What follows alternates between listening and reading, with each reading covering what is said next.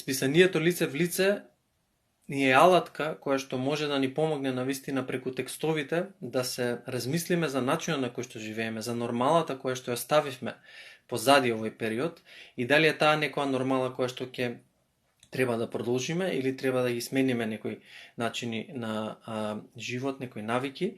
Ова е време на предизвици, одговорност и нови навики. Чувајте си ја добрата мисла, ама и емпатијата за ранливите сограѓани. Остани си дома и читај лице в лице. Во овие чудни времиња, солидарноста и емпатијата се особено важни.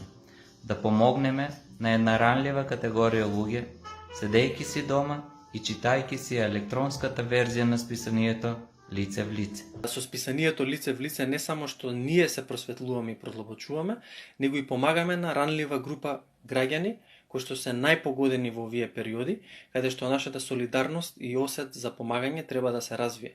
Списанието лице в лице токму тоа ни го помага. Затоа читајте лице в лице и да излеземе посилни после оваа криза. Здраво на сите, јас сум Туна, продавачот на лице в лице. Ова вирусот што искача корона, не може да искачаме во нашите места, да продаваме, доколку можете, купете го од линкот. Не постои јас, постоиме ние. Запамтете го тоа. Пораката на Атиджа пола важи и за продавачите на единственото улично списание кај нас лице в лице, чија заработка е пола од продажната цена на списанието. Во моментов сите знаеме дека тие не се во состојба да продаваат, не се во можност, но сите ние можеме да ги поддржиме доколку отидеме на следните линкови.